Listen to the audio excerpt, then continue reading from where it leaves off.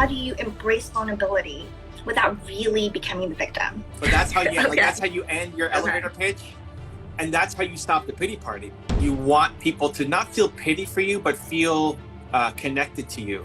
This is a big deal. Hello, hi Evan. There she is. Hi, hello. We're going to talk with Sharon Chung here in the house. So Sharon Hello. is part of the Miss World America pageant, and she is representing District of Columbia. Correct. The nation's capital. Got it. I love it. And so I was training the group on getting ready for their pageant, because a big part of it is what they call beauty with a purpose, which everybody's got to have a purpose who's competing to try to make the world a better place somehow. And then I gave away 10 different coaching sessions as well with some of the contestants. So we're here to help Sharon along. So what do you got? How can I help? So I just want to first start off and tell you, Evan, that I love the series so much, and I also am planning on buying your book because I just loved all of the messages you've been telling all of my pageant sisters. It was great to hear from all the trainings before me. My beauty with a purpose is to support sexual assault survivors. As a survivor myself, this topic is near and dear to my heart. I am going to be supporting the No More Foundation to carry on the movement, the Me Too movement from 2017 and onwards, because we do know that without champions, without leaders, this movement can die. And this is a prevalent, very prevalent topic that I think deserves a voice on the national level and also on an international level, because I want to say no more. I want to say no more to 1 in 6 men. I want to say no more to 1 in 3 women. I want to say no more to 1 in 2 LGBTQ identifying individuals for sexual violence and domestic violence. And there's no place for violence, and we all deserve to live in a world free from abuse. So this is something that is near and dear to my heart.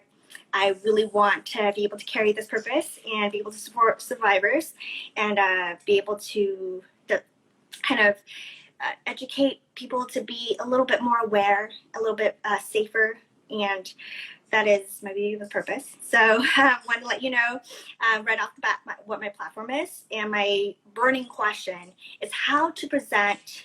You talk a lot about vulnerability, being able to transform your pain into something inspirational. How do I do this without having people throw a pity party? Because I am someone that has been through this journey of healing, has been through this journey of, trying to reclaim my life after some sort of this hardship for 7 years. And I don't want to ever walk into a room being labeled a victim. I think that is not conducive. I don't want people to perpetuate the rape culture and to say, hey, this is another broken woman that decided that, to reclaim her worth. I am valued. I am valuable inherently. So my question for you is, how do you embrace vulnerability without really becoming the victim of the situation? Victim is an interesting choice of word. Maybe we'll come back to that. But the pity party part is the answer is for you not to feel self-pity. Yes. To be able to share your story. Like how you just presented it was a great start. I see someone who's passionate, who's caring, who wants to say no more, right? Like we're feeding off your energy. That's a fantastic start. Why it matters so much to you is because you've went through it. And so knowing your story and what happened makes me feel connected, that it's not just something that's nice to talk about, something that you care kind of about, but like this actually means something because I went through this myself. But you won't get the pity party as long as you don't feel like you need the pity. And so it's taking people through on the other side to say, hey, I struggled with this. And at the time, like how many years ago was that when you struggled, like when that happened? So you say 7 years ago? It was the assault was 7 years ago, but I'm still on this journey. It's a never ending never-ending learning journey about yourself. It's revealing through the work that I do, through the activism that I have been doing. It's not just because it's been 7 years that I'm now 100% healed. It is still a learning process, but it's been 7 years. And it's a courageous path. You know, a lot of people are afraid to share that this thing happened to them and they suffer in silence. And you sharing the story creates another voice to say, okay, it's okay, right? Like it's okay that this happened, and I can come out on the other side stronger and better and have more hope. Like your story gives people hope. So you know a lot more than you did 7 years ago. You're stronger, you have more tools, you have more of a support system, you've grown a lot. If you think back to what happened 7 years ago, who you used to be when this was happening, if you look at who you were, like if you go back 7 years ago compared to like 7 years ago, Sharon's looking at now Sharon, she'd say that's not possible. Mm. Like how low you felt to compare it to what you're doing now, even though you're still on your journey. It's like, that's not possible to get to that point, to be competing, to be a voice, to be helping all these people's lives. That's not possible. And so that, like sharing your story allows for hope for people who are currently going through that thing. So as long as you don't feel that you need a pity party, then people won't give it to you. Like it's showing that you came out, that you're growing, that you're climbing, you're still trying to serve. And even within, maybe there's still some things that you suffer with now. Maybe you still get some nightmares every now and then. Maybe you still question yourself when you get into a relationship with somebody. Maybe there's still some insecurities that continue to show up, right? You're still learning and getting better. You're way ahead of where you used to be, but there's still, it's like it's an ongoing thing that never fully goes away. And so even leaning in on that, but it's not asking for pity. It's asking for like, help me spread this message more. Like help give me a bigger microphone to then go and help save the lives of more people. So as long as you don't feel like you need self-pity, people won't feel like they need to give it to you. So I wouldn't worry about that. Okay. The victim part is interesting. So you don't feel like you were a victim? So after having trained as a crisis counselor for hotlines and survivors and their families, we actually rebrand that. Instead of saying victim, we say survivor. You survived through something. And because victim in and of itself is a very passive, and also it has negative connotations to it. It belittles the value. It also, in a way, it makes it seem like the woman or the man in question or lost agency. And the whole point through my training as a crisis counselor and also through the work in activism is to never, ever have the survivor feel like she or he does not have agency to reclaim his own or her life. Like she survived. She had the courage, as you said, to step into her truth. Like, yes, that thing happened, but she's not a victim to that cause. She's now survived that, and she or he can now go on to do better things. So in terms of victim, that word in and of itself, I have a huge problem with it. And we also talk a lot about self-victimizing. You know, a lot of people dwell on what has happened, and a lot of survivor support is also letting them know that we validate the pain, we validate your hardship, we validate this difficulty. It is not right. It is not just. There is a space for justice, but also a space for you for growth, which is to rebrand, to reclaim your life, to do whatever it is that you were set on earth to do. And so being able to step into that and not self-victimize and let that kind of rule your life is also one of the reasons why I have a problem with that word, and also why I don't want to be seen as a victim.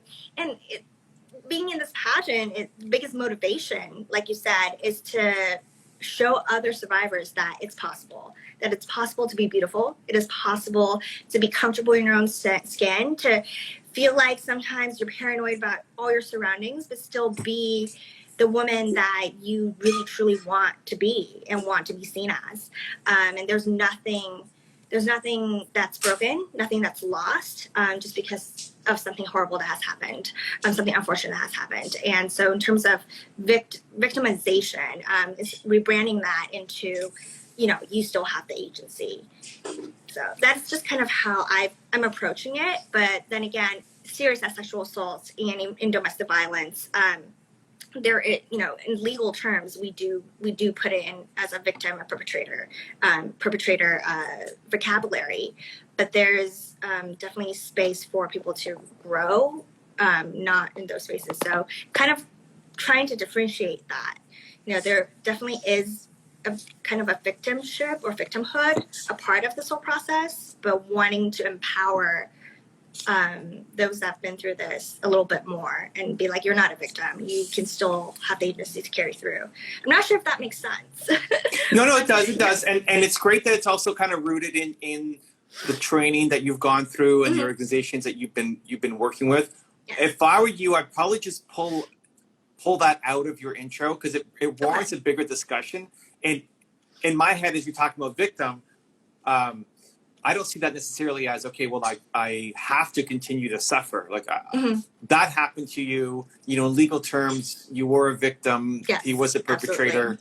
Absolutely. And that doesn't mean that you're broken or less than or anything else. Like you can come out on the other side and be amazing. And so the judges aren't as deep into the training on this as you are in the nuances of the language. And so the survivor versus victim conversation might come up, and maybe you're passionate around changing the language, which is great, right? I don't want people to continue to see themselves as victims, but it's a little confusing in how you first presented it. Okay. So I would just use the word survivor in your opening. Okay.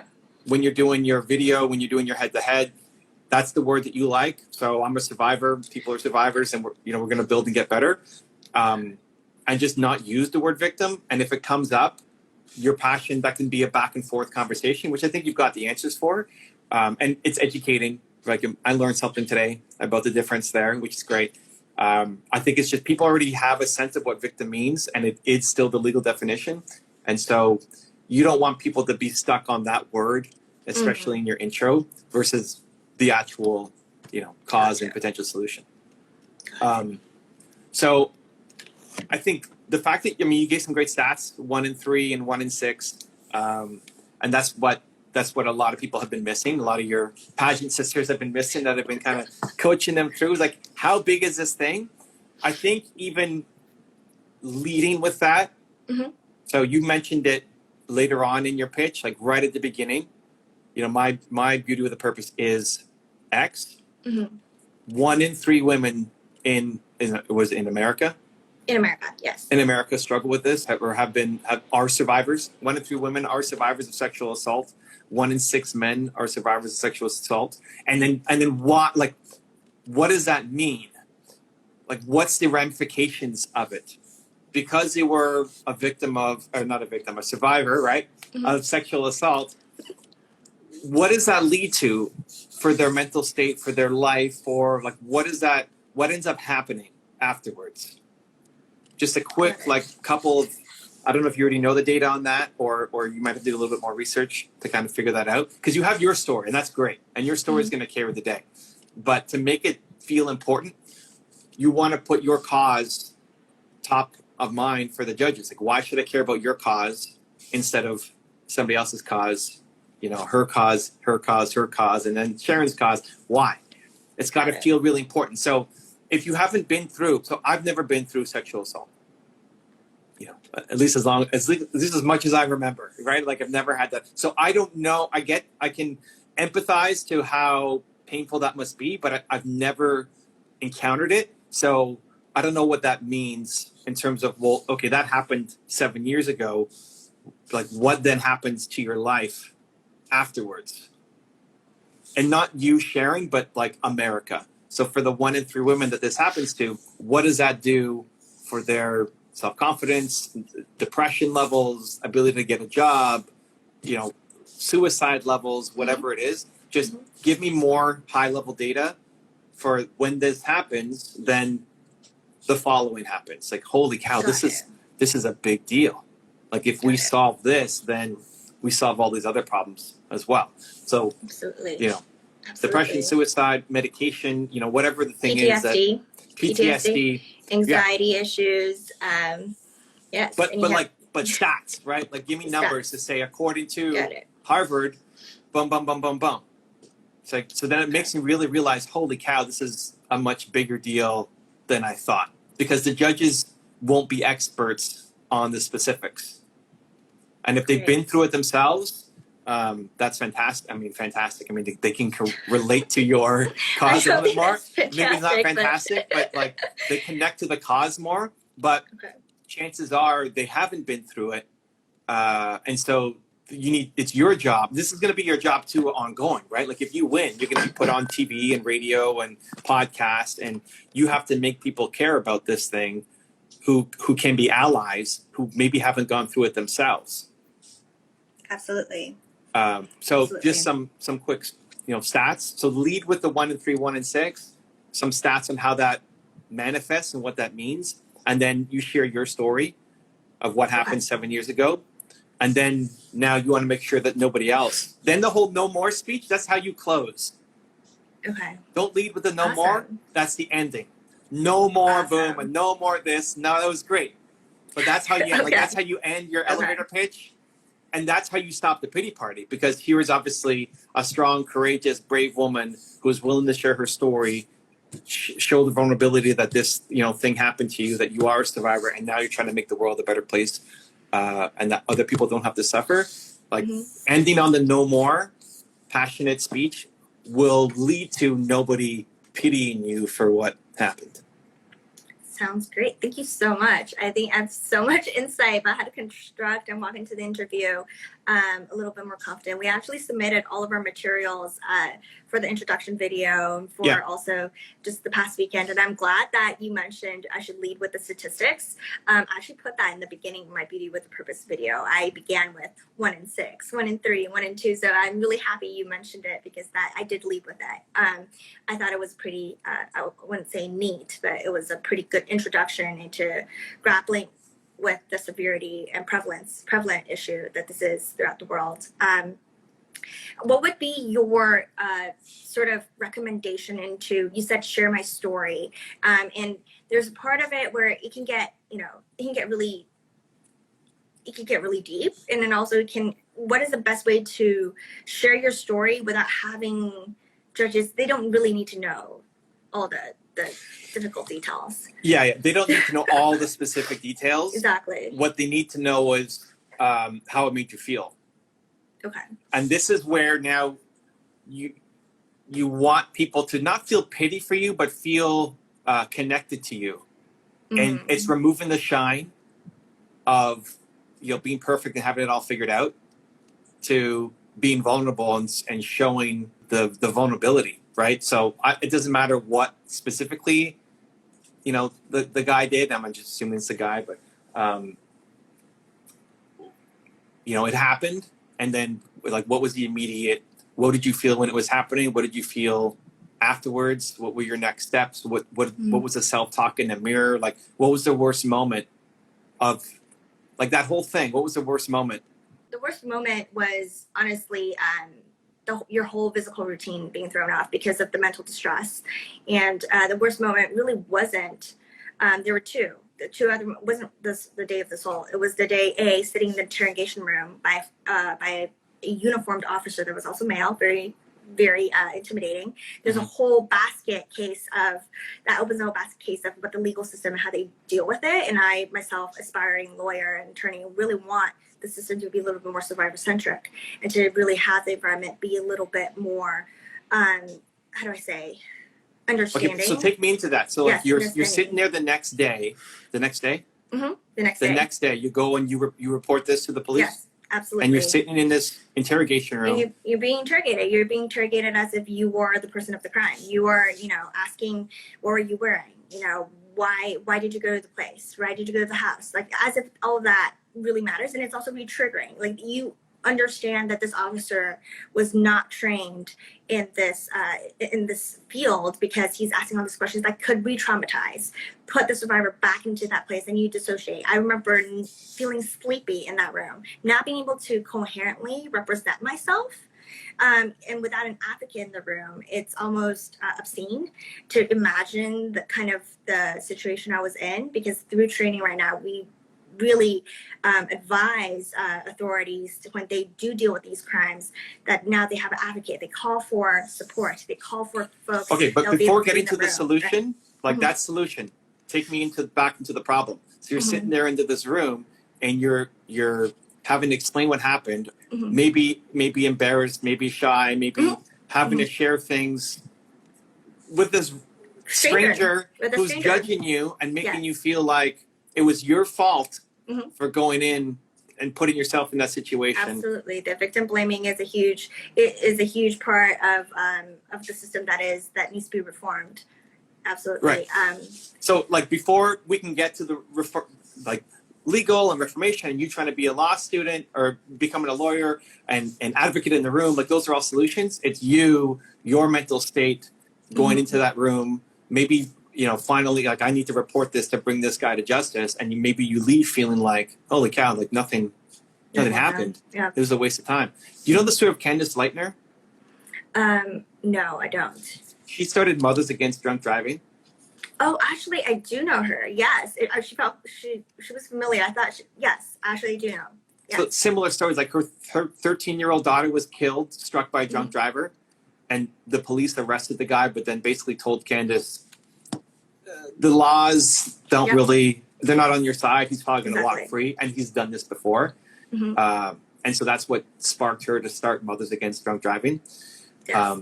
But I need to know her story. I need to know that her 13-year-old daughter was killed by a drunk driver just coming home from, a church visit or something. And that the police told her that this guy wasn't going to go to jail and the laws were on her side, and just kind of forget about it. And how she felt about, like, that personal connection is the thing that makes people want to, now not so much because it's a giant organization, but at the start to build this thing up, that's the thing that connected people. So you feeling like, it was your fault now because this police officer is putting it on you instead of actually trying to bring the criminal to justice.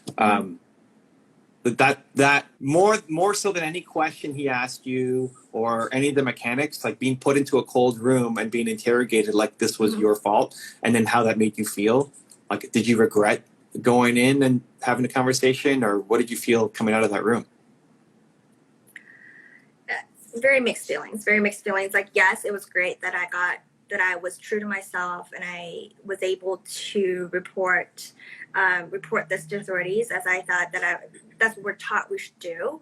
But absolutely at the back end of it, I'm realizing that the law really wasn't on my side, and there really is such a behemoth of laws and bureaucratic processes that is the reason why people don't report much, because they don't. A, it's the shame. B, it's the ineffectiveness of after reporting. Then what? There really is nothing to really kind of grab for you to really tangibly hold that you did something. That this is validating that something happened. Yeah. So. Well, this is great, and that's why I decided that there has to be no more. Like, there has to be a change. There has to be a change. I went to go study law. I started to be involved in advocacy groups. I want people to have an advocate in the room, right? Like, all the stuff that you're doing makes sense because it's tied from that painful moment of you walking out of that room with the police officer, feeling like there was kind of no hope, that nothing was really going to happen. So that's like that personal story. Instead of just going, because if you say it like this, like, I went into the room and the police officer asked me a bunch of questions and I felt kind of hopeless, so I left. And then I decided that it doesn't feel emotional enough. And meanwhile, it was insanely emotional and painful for you. Absolutely. So taking me a little bit deeper into it so that I can feel your pain and frustration of Sharon from 7 years ago. And then the no more speech coming out of it, that this can't happen anymore, is then how you avoid the pity party, but also really bring me on board to say, holy cow, this is really important. And Sharon is the woman that if we give our microphone to, is the woman to actually create change. Absolutely. Thank you so much for that. That's very, very, very receptive and insightful. I am looking at the time. It seems like we're out. So I wanted to, again, thank you for such an amazing conversation. And I hope I get to buy your book and I get to follow you more on the Pageant live streamings. I love it. Good luck, Sharon. We're cheering you on. Thank you so much. Okay. Right, thank you. Take care. If you want to see another awesome one-on-one I did with an entrepreneur just like you, check out the video right there next to me. I think you'll enjoy it. Continue to believe, and I'll see you there.